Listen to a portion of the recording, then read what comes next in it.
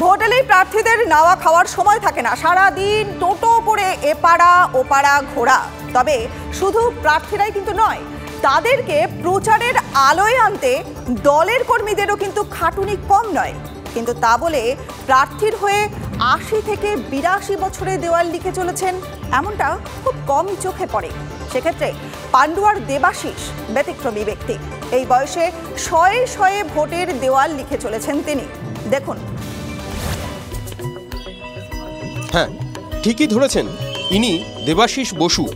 পান্ডুয়ার লোকজন তাকে বোসদা বলেই চেনেন।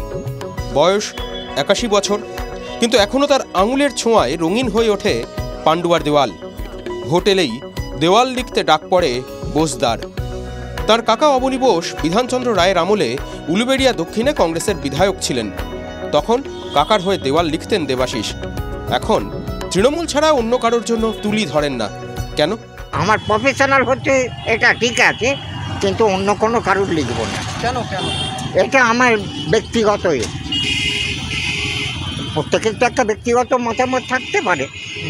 আমারও ব্যক্তিগত মতামত হচ্ছে আমি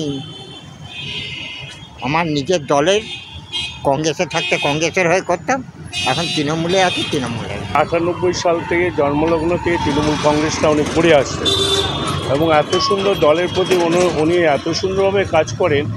বুথ থেকে আরম্ভ করে সর্বোচ্চ জায়গায় ওনাকে দেখতে পাওয়া যায়। ছোটবেলায় দেওয়ালে বাঘ সিংহের ছবি আঁকতেন। তখন থেকেই আঁকার প্রতি নেশা জন্মে যায়। ১৯৬১ সালে ম্যাট্রিক পাশ করার পর হাওড়ায় ITI-এ ভর্তি হন। সেখানে পেন্টার ডেকোরেটরের ট্রেনিং নেন। প্রথম রাস্তার পাশে থাকা মাইল ফলকে লিখতেন, পরে হোর্ডিং, দেওয়াল লেখার কাজ শুরু হয়। আদতে উলুবেড়িয়ার বাসিন্দা হলেও ৪৭ বছর আগে পান্ডুয়ায় চলে আসেন। বর্তমানে বেকারি মেনটেন্যান্সের কাজ করেন, কিন্তু দেওয়াল লেখার নেশা এখনো যায়নি। ৮০ সালে চাকরি আমি ছেড়ে দিয়েছি, দিয়ে এখন নিজে ঘুরে ফিরে ব্যবসাটা চালাই, মেনটেন্যান্সটা করি। দেওয়াল লেখাটা শুধু ইলেকশন পারপাসে যখন দেওয়াল লেখা হয়, আমি শুধু তৃণমূলেরই লিখব। একসময় কংগ্রেস করলেও মমতা বন্দ্যোপাধ্যায়ের আন্দোলন দেখে উজ্জীবিত হয়ে পড়েন দেবাশিস। এতটাই যে ১৯৯৩-এ মমতার নেতৃত্বে মহাকরণ অভিযানে পুলিশের গুলিতে ১৩ জন মারা যাওয়ার পর ১৩ দিন মুখে খাবার তোলেননি। সেই থেকে মমতা বন্দ্যোপাধ্যায়ের অনুগামী বোসদা দল বদলের কথা কল্পনাতেও আনেন না। 15 দিন খাইনি। কেন? খাইনি, আমাকে কেউ খাওয়াতে পারেনি। সেই ঘটনাটা একটু বলুন। হ্যাঁ, মনের মধ্যে একটা আক্ষেপ যে মেয়েটা, মানে বিশেষ করে পশ্চিমবাংলায় যে মেয়েটা লড়াই করতে গিয়ে এত আঘাত পেল, তা আমরা পুরুষ মানুষ আমরা কী করছি? একটা মেয়ে লড়াই করে যাচ্ছে আর আমরা পুরুষরা দাঁড়িয়ে দাঁড়িয়ে দেখবো, সেটা তো হতে পারে না। আর এই ৮১ বছর বয়সে আর দল পাল্টাপাল্টি আমরা কোনোদিন ভাবি না। হুগলিতে তৃণমূলের প্রার্থী এবার রচনা বন্দ্যোপাধ্যায়। তাঁর সমর্থনেই দেওয়াল লিখে চলেছেন ৮১ বছরের বোস বুড়ো। কয়েকশো দেওয়াল লেখার দায়িত্ব এখন তার কাঁধে। তার জন্য অবশ্য পারিশ্রমিকও পাবেন, কিন্তু বোসদা মনে করেন পরিশ্রম সার্থক হবে তাঁর দলের প্রার্থী জিতলে। আশিক ইনসানের রিপোর্ট, TV9 বাংলা।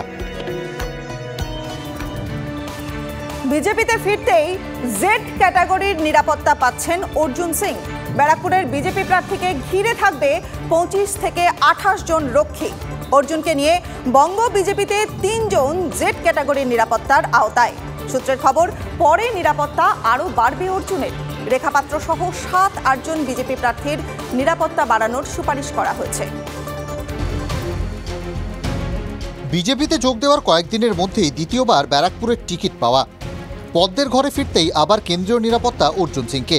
বিজেপি ছাড়ার পর তুলে নেওয়া হয়েছিল জেড ক্যাটাগরির নিরাপত্তা। আবার অর্জুনকে জেড ক্যাটাগরির নিরাপত্তা দেওয়া হচ্ছে। শুধু এই মুহূর্তে বঙ্গ বিজেপিতে কারা পান জেড ক্যাটাগরির নিরাপত্তা? সুকান্ত মজুমদার, অর্জুন সিং ও শুভেন্দু অধিকারীর ভাই সৌমেন্দু অধিকারী। বিজেপিতে যোগ দেওয়ার পর থেকেই অর্জুন পার্থর বাগযুদ্ধে চড়েছে ব্যারাকপুরের রাজনৈতিক পারদ। ভোটের আগে জেড ক্যাটাগরি পাচ্ছেন অর্জুন। জেড ক্যাটাগরির নিরাপত্তা পাওয়া ব্যক্তির সঙ্গে ২৫ থেকে ২৮ জন রক্ষী থাকেন। কেন্দ্রের তরফে দেওয়া হলে মেলে কেন্দ্রীয় নিরাপত্তা।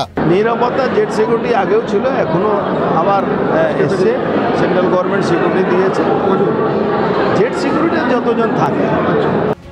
এই মুহূর্তে বাংলায় ৩ জন পান জেড প্লাস নিরাপত্তা। তাঁরা হলেন মুখ্যমন্ত্রী মমতা বন্দ্যোপাধ্যায়, তৃণমূলের সর্বভারতীয় সাধারণ সম্পাদক অভিষেক বন্দ্যোপাধ্যায়, বিরোধী দলনেতা শুভেন্দু অধিকারী। অর্জুনের পাশাপাশি নিরাপত্তা বাড়তে পারে বাংলার বিজেপির কয়েকজন প্রার্থীর। বসিরহাটের বিজেপি প্রার্থী রেখা পাত্র সহ 7-8 জনের নিরাপত্তা বাড়ানোর সুপারিশ করা হয়েছে। সিজার মণ্ডল ও অনন্ত চট্টোপাধ্যায়ের রিপোর্ট, TV9 বাংলা।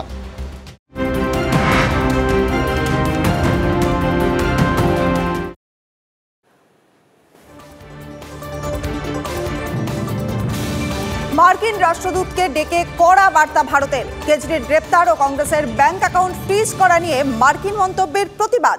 ভারতের সার্বভৌমত্ব ও অভ্যন্তরীণ বিষয়কে মর্যাদা দেওয়ার বার্তা।